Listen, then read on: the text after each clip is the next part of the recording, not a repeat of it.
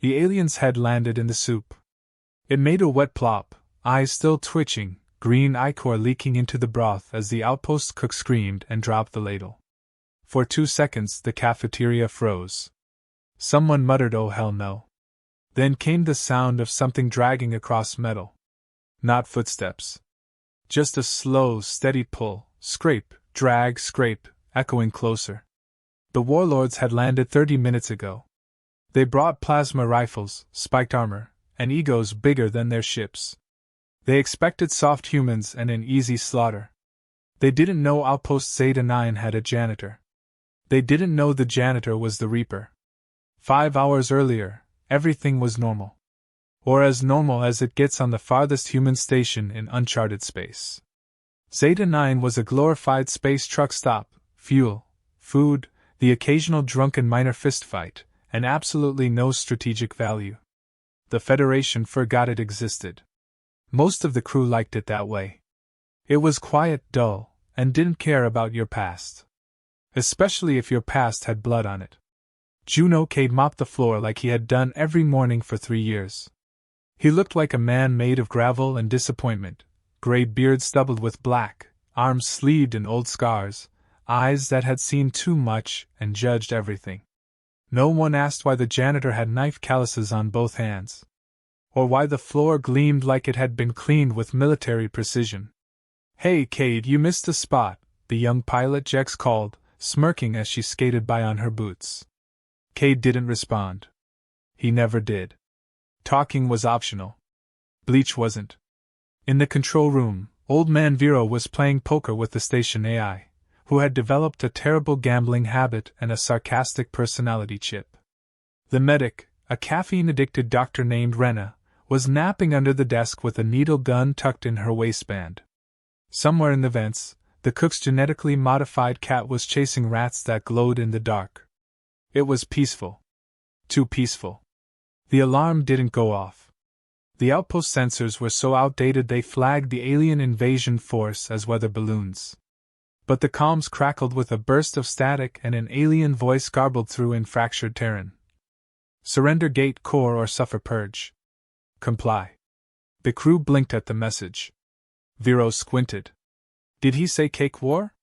Rena replied while sipping from a mug labeled "Trust me, I'm almost sober." "We don't have a core, a gate, or anything worth stealing.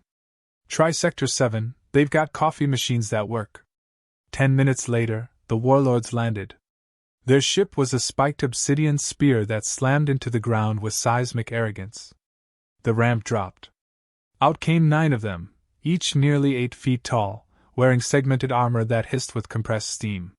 One had a skull for a shoulder pad. Another dragged a weapon that looked like a buzzsaw mated with a flamethrower. Their leader, a brute named Varnak, stepped forward and announced, "I am Death Reborn. Submit, and your ends will be quick. Resist, and I shall drink from your skulls." The cook raised a hand. "Can I vote for third option? Like mild injuries and shared custody of the skulls?" Varnak shot him in the leg. The cook screamed and fell face first into the food prep counter. The rest of the crew raised their hands. Except Cade. No one saw him slip out. In the bowels of the outpost, past rusted panels and broken pipes, Cade opened a maintenance locker that hadn't been touched in 3 years. Inside was a duffel bag. Inside the bag was his old gear, folded, wrapped in cloth, and smelling faintly of smoke and blood. He stared at it. His fingers hovered above a curved combat knife. He hadn't held it since what happened on Vorton 6. Cade muttered to himself. "Just clean the floor. Just keep your head down. You're retired. You promised. You swore." Then he heard the scream. A young one. Jex. That did it. 10 minutes later, a warlord stumbled into the kitchen for a snack and found his friend's head marinating in soup. As panic spread, the crew took cover in the storage wing. Rena sealed the medbay. Vero tried to reason with the AI, who was now demanding payment for emergency services. Jex was missing. The warlords fanned out. And then the first body fell. It wasn't clean. It wasn't quick. Cade made sure of that. One warlord entered the waste disposal bay and never came out. Another was found stuffed into a ventilation shaft, his armor carved open with surgical precision. One was decapitated. One was locked in a freezer with nothing but a bottle of hot sauce and a note that said, "Guess who's behind you?" The crew whispered in terror. Was it a ghost? A Federation Black Ops team? A monster? Varnak snarled and punched a hole through the wall. He screamed into the comms. "Show yourself, coward.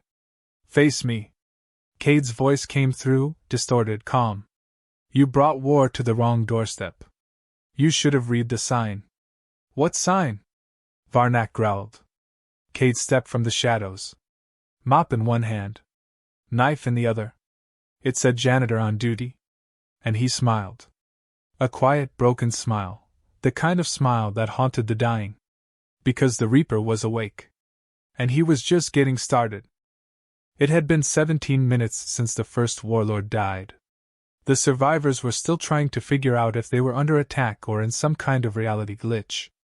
Varnak, their fearless leader, now paced through the hallway like a caged beast, his heavy boots denting the steel floor with each step. His lieutenants watched nervously. Warlords didn't get nervous. Not until today. One of them dared to speak. This was supposed to be simple. The humans are unarmed, untrained, unimportant. This outpost doesn't even have a defense grid. Varnak stopped, turned, and slammed the warlord against the wall so hard that his armor cracked. "I don't care what it was supposed to be. Something here is killing us. And it's not human." Elsewhere, under the flickering lights of the supply tunnel, Cade crouched beside an old fuse box, rewiring a shock trap using a toaster coil, a length of copper pipe, and a spoon. It was surprisingly therapeutic. The quiet hum of electric revenge always had a rhythm to it. In his mind, it was music. Not the kind you dance to. The kind you march into hell with. Above him, a maintenance drone floated by, pausing briefly. Cade gave it a nod. The drone blinked its little green light and zipped away. He had hacked its loyalty months ago. He just never needed it. Until now. On the surface, the rest of the Outpost crew had taken shelter in the comms room. Rena, hunched over a half-dead console, was trying to boost a distress signal. Jack sat against the wall, clutching a plasma burn across her shoulder, face pale but determined. Vero was reading an old manual like it might suddenly turn into a weapon. The cook was still limping and muttering about soup. The AI was offering medical advice in exchange for poker chips. "They're hunting something," Rena said without looking up. "Not just us. Something else. Something they didn't expect." Jex winced.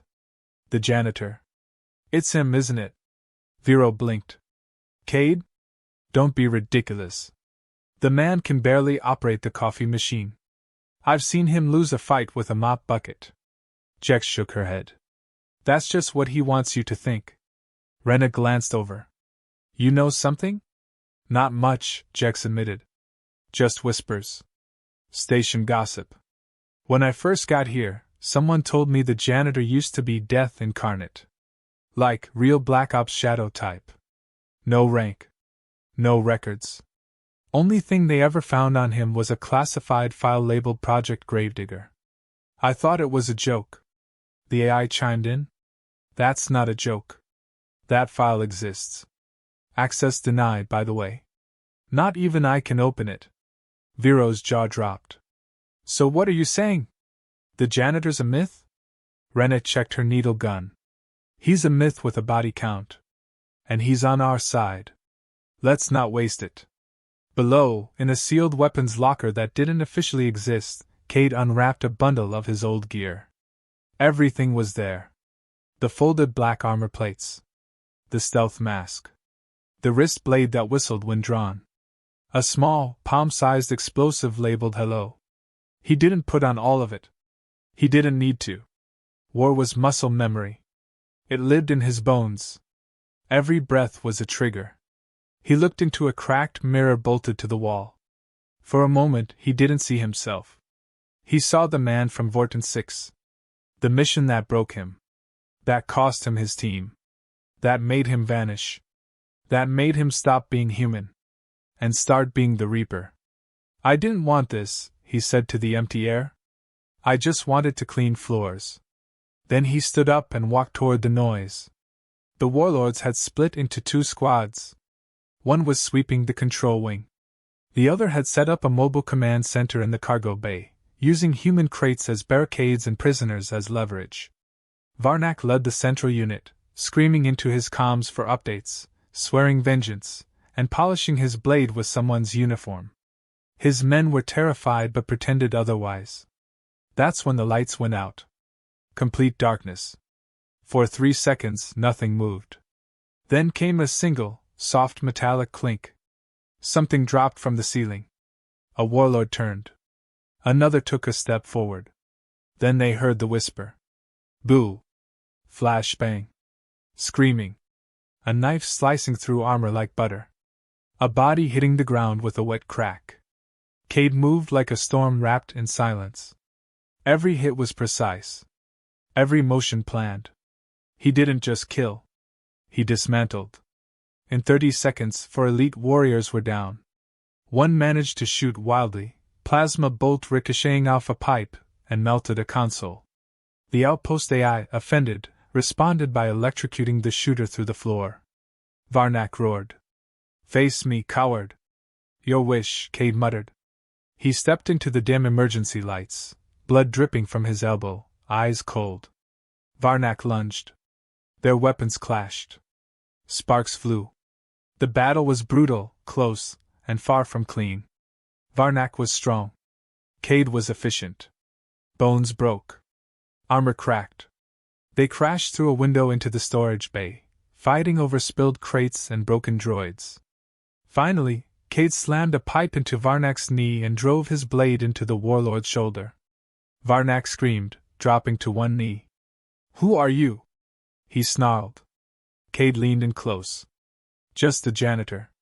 He headbutted the warlord, knocking him out cold. Then he turned to the camera above. They've got no chain of command, he said into the lens. I'm thinning them out. You've got maybe an hour before they regroup. Get ready. And stay out of my way. The AI replied. Oh, now you want teamwork. Should I file a requisition form? Cade smirked, just a flicker. Then disappeared into the smoke. Back in the comms room, Rena watched the feed and finally let out the breath she didn't realize she was holding. We've got a Reaper in the basement, she said. And he's on our side. Vero looked like he'd seen a ghost. Jex, despite her pain, smiled. Good. Let's give him something to come back to. Something worth saving. And just like that, for the first time in years, Outpost Zeta 9 was no longer forgotten. It was a battlefield. And Cade was writing its new legend in blood. The Warlords had always believed in brute force. Strategy, finesse, even common sense were things they mocked as weaknesses.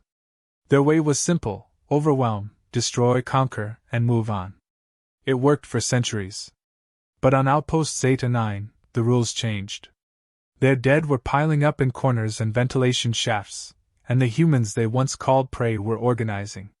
Something had shifted. Fear crept into their ranks like smoke under a sealed door. And none of them could say it out loud, but they all knew it. This wasn't a war. This was a hunt. And they were the ones being hunted. Varnak's second-in-command, Korlak, took temporary command while his leader recovered from a shattered shoulder and 3 broken ribs. Korlak was larger than Varnak but twice as dumb, which meant instead of regrouping, he tried to flush out the Reaper with brute aggression.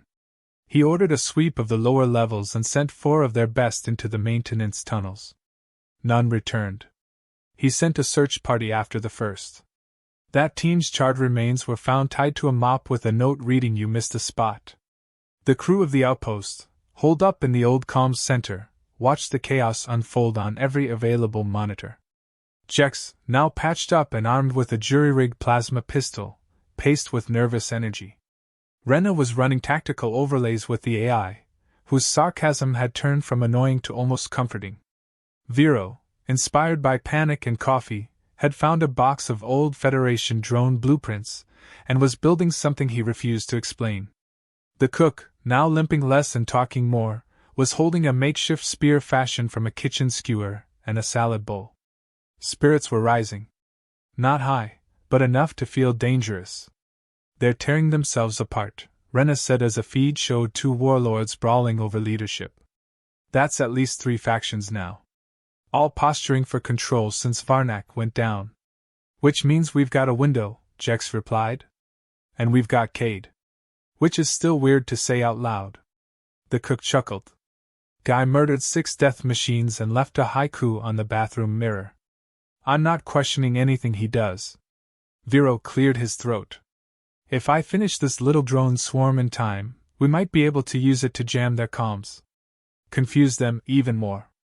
I call it Operation Confetti Thunder." Everyone turned slowly to stare at him. Vero blinked. "Or we can pick another name. Whatever inspires morale." Meanwhile, Cade was everywhere and nowhere. He was a shadow with a pulse. He moved through smoke and vents and darkness like it obeyed him. He had turned the entire outpost into a kill box, setting traps with wires, steam valves, compressed air tanks, and even sharpened cleaning tools. He had not slept in 26 hours. He didn't need to. He had remembered who he was, and that part of him never needed rest. It only needed fuel. And right now, vengeance was more than enough. He found a warlord alone in the med bay, trying to extract a tracker from his shoulder with a combat knife. Cade slipped behind him, slammed his head into the table, and carved the tracker out himself. The alien gurgled something desperate, something pleading. Cade paused. "You came here thinking no one would fight back," he said softly. "That's your problem. You assumed. You forgot the first rule of war." He lifted the blade and drove it in. "Never wake the old ghosts." Upstairs, Korlak had started yelling at the walls. He barked orders that no one followed. He cursed in 6 dialects, threatening pains so elaborate it bordered on poetry. But his men kept dying, and no one could explain how. The security feeds kept looping. The motion sensors showed movement but no body. One warlord fired at a shadow and triggered an avalanche of ceiling debris. Another lost a leg to a hallway floor panel that collapsed into a spiked pit made from rebar and broken chairs. One walked into the bathroom and never walked out. Just a hand was found, clutching a bar of soap. Korlak screamed into the nearest mic, "Face me, coward. Face me or I will burn this station down to the last bolt." Cade's voice came through the static. "Start with yourself." Korlak roared and threw the mic into a wall. But even he could feel it now. The station was no longer theirs. It belonged to something else. Something patient. Something surgical. Something that didn't just kill but made every death feel like a lesson. A warning. In the storage wing, Jex and the others began planting makeshift mines along the corridor, using leftover fuel cells and pressure triggers. The AI coordinated the placements, showing projections on the wall with miniature holograms. If they breach from the east corridor, initiate cluster protocol. If they come from the south tunnel, cry and pretend you're dead. Kidding. Mostly. Jex grinned. Honestly, this AI's grown on me. The cook handed her a thermos. Soup. Might be the last thing I ever make, so it's probably poison. Drink anyway. Rena stood with her tablet, watching a blinking green dot move across the map. That's Cade. He's heading toward the old satellite dish. What's he doing out there? Vero shrugged. Knowing him? Probably preparing to drop it on someone's head. As it turned out, that wasn't far off. Outside, in the howling wind of the asteroid's thin atmosphere, Cade climbed the dish tower like a ghost. He reached the top, opened a control panel, and installed a transmitter spike. Then he linked it to the Outpost's emergency beacon, rewired it to loop a false signal, and smiled. He wasn't just trapping the warlords. He was making sure no reinforcements came looking. If they scanned the area, they'd see a dead outpost with no signs of life. Exactly what Cade wanted them to believe.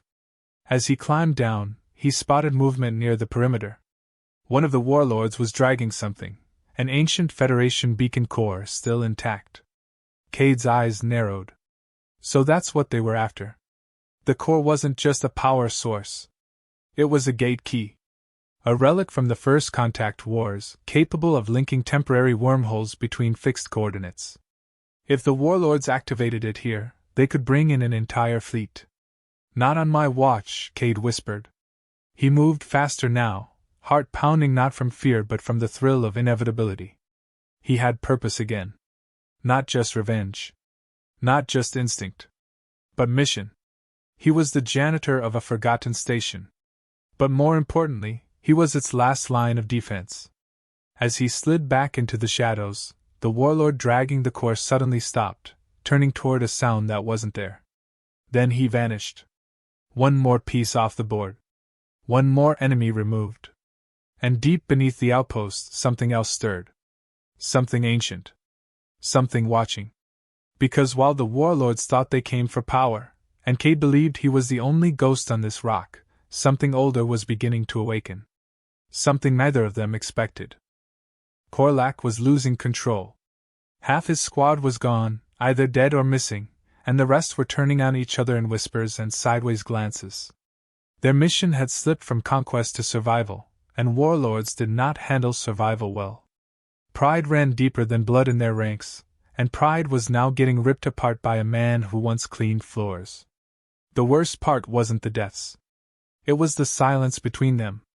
No gunfire, no warning, just gone. Removed. Like ghosts dragging them into some invisible grave. Some started refusing patrol orders. Others claimed they saw shadows moving in places light didn't reach. Korlak crushed 2 skulls in response, thinking it would assert dominance. Instead, it spread fear like wildfire. In the outpost's lower corridors, Jex had set up a temporary defense point with Rena, the cook, and 2 repurposed cleaning bots armed with scrap launchers. The bots were now named Brenda and Carl, and they had an unhealthy hunger for chaos. Jex had programmed them with the Outpost AI's sarcasm module for fun. The result was unnerving. Target acquired, Brenda announced as a proximity alert pinged. Engaging mop mode. Brenda sprayed a warlord in the face with boiling bleach and Carl followed up by launching a ball of shrapnel wrapped in duct tape. The warlord flailed, slipped on his own blood, and fell headfirst into a pile of sharpened pipes. Brenda beeped. Cleanup complete. You're welcome. Jex snorted, then covered her mouth. The chaos was getting to her. Everything felt slightly surreal. People were dying. She was bleeding. A robotic mop just saved her life. But for the first time, she wasn't scared. She was angry. Angry that they were invaded. Angry that they were underestimated. Angry that they ever thought this place was just a dump on the edge of nowhere. It was home. And she was going to help take it back. Rena tapped her shoulder. Cade checked in. Says he's close to disabling the warlord's backup relay. After that, no reinforcements. No backup. No escape. It's just us and them. The cook grinned while cleaning his skewer. Good. Let them rot here. They came to feast. Let them starve instead. In the shadows, Cade stalked the warlord's command post. He was moving slower now, not because he was tired, but because he had started to feel the thing he hadn't allowed himself to feel in years. Pain. Not the physical kind. That was easy. Bruises faded. Bones healed. This was deeper. A pressure in his chest, a rising heat behind the eyes. He caught himself remembering things. Faces. Voices. The old team. The mission on Vorten 6. The mission where they trusted him. Where he failed them. He wasn't supposed to be here. He was supposed to disappear after that. He did. Then Zeta 9 happened. Then the mop. Then the crew. Then the war. And now this. He found a terminal, tapped into the warlord's comms, and triggered a full system diagnostic. Their armor units pinged locations. Their biosigns registered as erratic. Heart rates too high. Blood pressure spiking. They were falling apart under stress. He uploaded a message to their frequency. It played on loop. You are not hunters. You are not warriors. You are prey. And prey runs. As the message echoed through their helmets, chaos broke out. Fights erupted between squads. One warlord tried to flee. Another put a blade through his spine. The command structure collapsed completely. Korlak, desperate, activated their emergency measure. A beast. Bioengineered. Massive. Uncontrollable. In the holding bay beneath the ship, a cage hissed open. Metal groaned. Chains snapped. The creature emerged, 12 feet tall, skin like wet armor, eyes glowing like molten gold. It was created for extinction.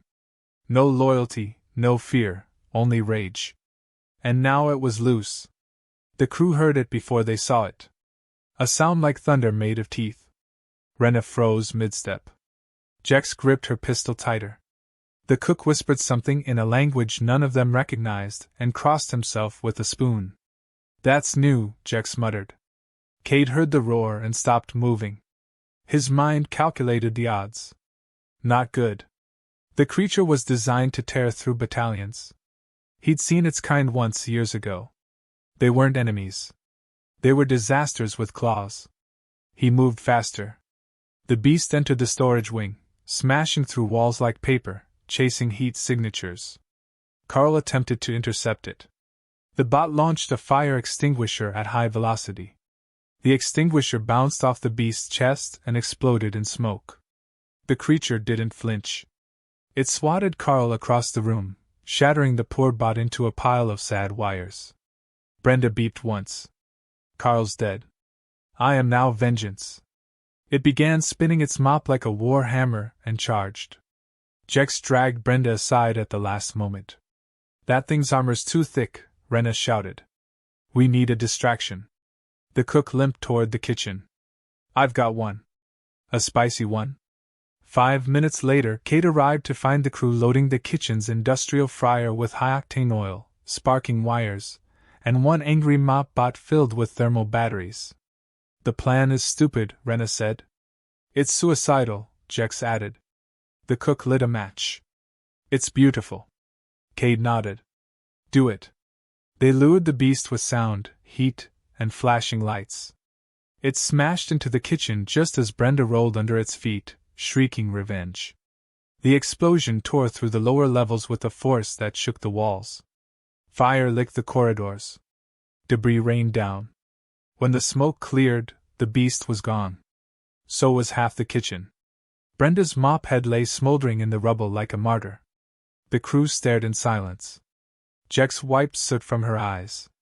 That actually worked. Rena looked at Cade. What now? Cade looked up toward the Warlords' remaining position. Now we finish this. In the final moments of that hour, Korlak made one last mistake. He activated the gate core. The ancient artifact hummed to life, vibrating with power it barely contained.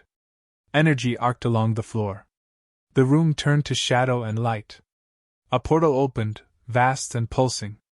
But instead of reinforcements, something else stared back. Something old. Something not meant for eyes. Korlak stepped forward, arms raised in triumph. The entity beyond the gate blinked once. Korlak dissolved into dust. Cade arrived too late to stop the activation, but not too late to react. He dove toward the core, dodging tendrils of energy, and slammed an overload rod into the emitter. The portal shrieked. Reality bent. The outpost groaned as if in pain. Then silence. Everything powered down. The gate collapsed. Cade lay there, breathing hard, blood pooling under him from a fresh wound. The Warlords were gone. The core was destroyed. The threat, for now, was over. Rena reached him first, checking his pulse. You still alive? Barely, Cade muttered. Vero entered behind them, holding a rebuilt Carl who now had a flamethrower. Next time they invade, can we just tell them the station's condemned? Cade laughed, just once. And then he passed out. Silence spread through Outpost Zeta 9 like fog, thick and uncertain, settling into every corridor and cracked panel. The battle was over, but the station did not breathe in relief. It exhaled tension into stillness. The lights flickered back to half-life. Power systems restarted in slow whines. Emergency locks disengaged. And in the heart of it all, Cade lay unconscious, half buried beneath the shattered remains of the gate core. His blood smeared across the floor, a streak of red against the twisted metal that once threatened to open the stars to monsters. Rena worked fast, muttering curses as she sealed a gash across Cade's abdomen and injected a coagulant directly into his chest. Jex hovered beside her, hands trembling but steady enough to reload a sidearm. Vero stood watch at the door, Carl rolling beside him with quiet menace, flamethrower pilot light flickering like a candle. "He'll make it," Rena said without looking up. "But he shouldn't be alive. That core would have fried anyone else to ash." "That's because he's not like the rest of us," Jex replied. "He's older than this war. Older than whatever secrets this outpost's been hiding." As if on cue, the lights dimmed again. Then something new happened. A hum. Low and constant. Not the usual reactor pulse. Something deeper.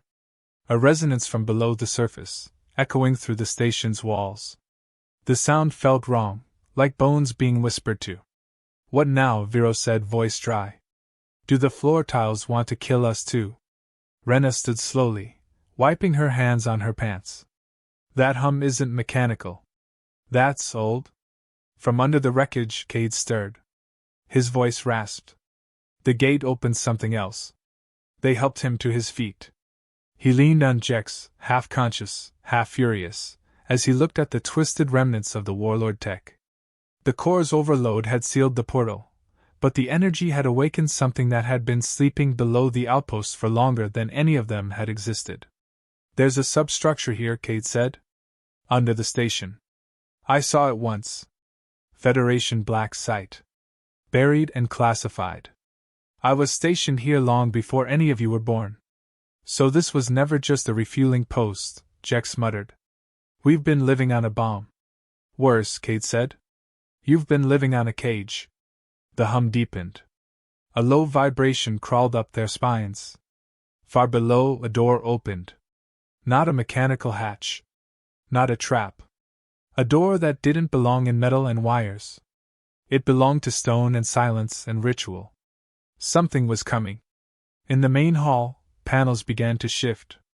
A segment of the floor cracked apart and retracted into itself, revealing a spiral staircase of black obsidian that descended into pitch black. Carl beeped and reversed. "I was not designed for ancient horrors. I am a kitchen appliance." Rena stepped forward, weapon raised. "We either go down there and stop whatever is waking up, or we wait here and let it crawl up to meet us."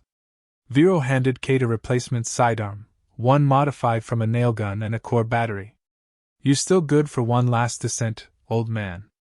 Cade didn't smile. He didn't blink. He just nodded. Together they descended. The spiral led them deep below the outpost, into chambers not carved but grown. The walls pulsed faintly with bioluminescence. Not tech. Not biology. Something in between. Every footstep echoed with history, with memory not their own. They passed murals etched into the stone, scenes of ancient battles between stars and beings that made warlords look like ants. And at the center of the lowest room was a pedestal. On it sat a sphere. It pulsed with a heartbeat. The AI, patched into Rena's wristband, spoke softly. "That's not human. That's not alien.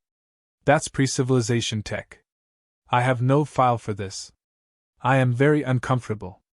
The sphere pulsed again, and Cade stepped closer. "I saw this once," he said. "On Vorton 6. The last black site I cleared before I vanished. These things aren't weapons. They're locks. The core didn't just power a gate. It was one of the keys." "To what?" Jex asked. Cade placed his hand on the sphere. "To a prison." The sphere responded. A flash of images hit them all at once. Galaxies burning. Stars consumed. Entities the size of moons. Creatures that fed not on blood, but on thought. On time. On memory. The sphere showed them a war older than history. A war the Federation covered up because knowing the truth would shatter reality. Cade pulled back, his face pale. The warlords thought they were opening a gate for conquest. But they almost released something else entirely. Suddenly the sphere stopped pulsing. It turned black. Cold. Silent. Then the room shook. Far above, the outpost lit up with red alerts. One of the warlords had survived. A smaller one, clever enough to hide, insane enough to think they still had a chance. They had reactivated the auxiliary core. And the lock was opening. "We need to destroy the sphere," Vero shouted. "You can't," Kate said. "If you destroy it without completing the seal, you finish what the warlord started. Then how do we stop it?" Cade looked at the ceiling. "The energy from the gate is unstable. If I reroute the remaining warlord tech to overcharge the seal, I can force the lock to close." Rena caught on. "And the explosion will kill everything in a 50-meter radius. Including you?" Jex grabbed his arm. "There has to be another way." "There isn't," Cade said. "You always say that," she replied. "Because it's always true." He pulled away. Climbed back up the spiral stairs. Left them staring after him. Minutes later, the outpost shook again. They returned to the upper deck, just in time to see Cade at the center of the reactor room, connecting wires, forcing fusion cells into impossible configurations. Alarms blared. The remaining warlord charged into the room, shrieking in a language no one wanted to understand. Cade didn't flinch. The warlord raised its weapon. Then the cook shot it in the face with a flare gun from across the hall. "You tried to invade a place with a chef that cooks by fire," he muttered. "Bad idea." Cade grinned. "Just a flicker." Then he turned the final switch. The station roared with energy. The sphere screamed as it was forced closed. Lights flared. The ancient hum turned into a howl, and then a silence so deep it hurt. Then nothing. Cade stood, somehow still alive, burnt, bleeding, but alive. "I rerouted the charge just enough," he muttered. "Didn't want to miss lunch." Rena punched him in the arm. Jex hugged him hard. Vero offered a half-functioning Carl as a trophy. And in the distance, the stars looked on. The prison was sealed. For now. Days passed. Or maybe it was just a few long nights that blurred together under flickering lights and the constant drone of patched systems. The warlords were gone. The ancient prison was sealed. And Outpost Zeta 9 was still standing, though barely. Scorch marks covered the walls, half the kitchen was now a crater, and the AI had taken to singing off-key lullabies during power resets. But the station breathed. It lived. More than it ever had before. Rena sat at the medbay console, organizing what little medical supplies they had left. Most of it was scavenged, improvised, or invented under stress. But it had worked. She glanced over at the bed where Cade lay, chest wrapped in bandages, arms bruised but resting. He hadn't spoken much since the detonation. Just short replies, the occasional nod, and once, when Vero tried to test his reflexes with a rubber mallet, a punch that sent the engineer into a storage bin. "He's stable," Rena said aloud, mostly to herself.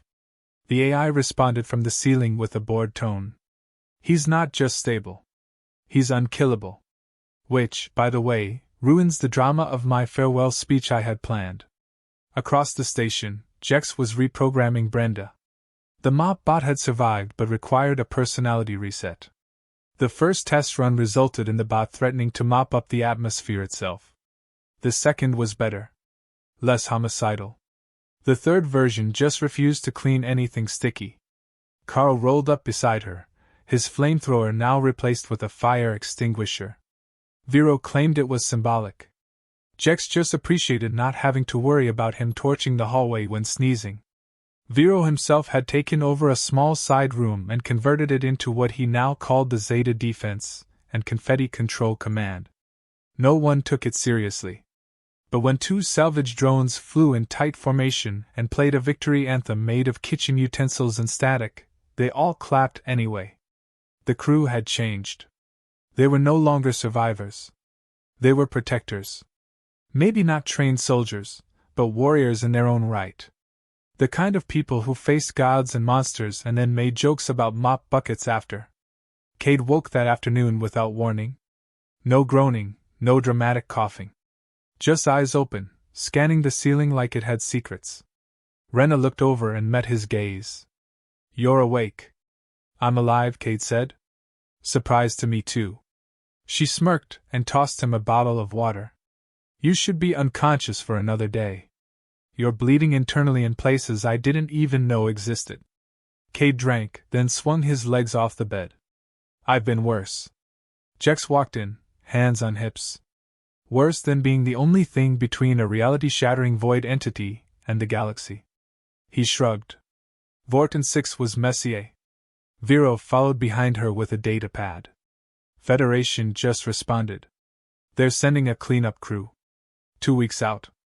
Until then, we're on our own. Again. Do they know what happened here?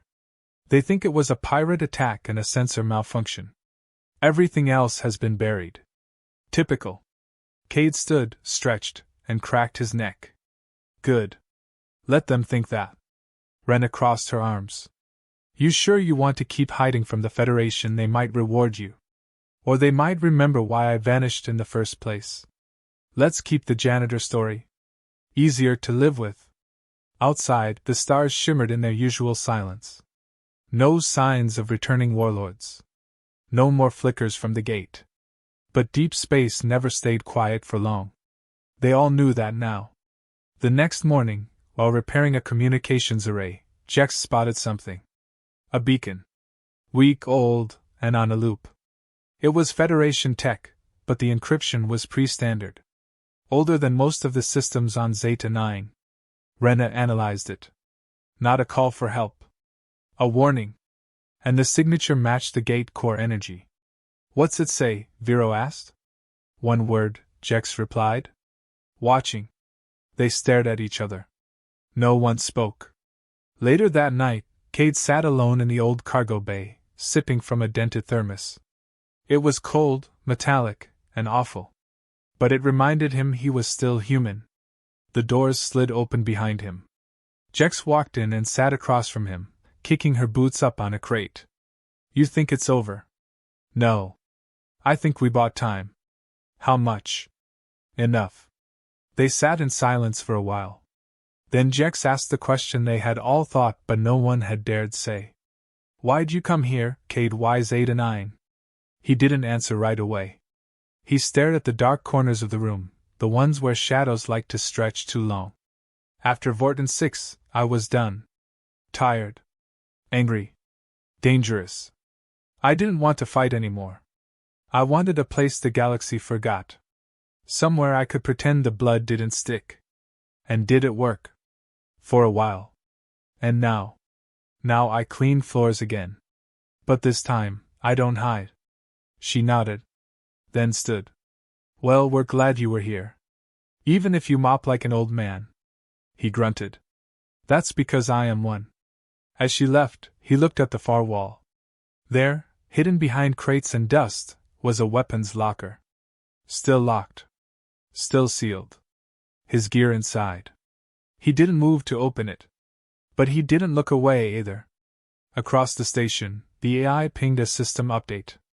Then played soft classical music over the intercom. The cook made soup for the first time in a week. Vero installed a popcorn machine that only exploded twice. Rena laughed at something for the first time since the invasion. Carl beeped in rhythm. Brenda refused to dance. And far out beyond the reach of any scanner, something else woke up. It turned slowly in the dark. Shifted. Smiled. The message from the dead beacon repeated once more. Watching. The stars did not blink. But something behind them did. On Outpost Zeta 9, Cade closed his eyes and listened to the station breathe. Let them come, he whispered. We'll clean up. Again.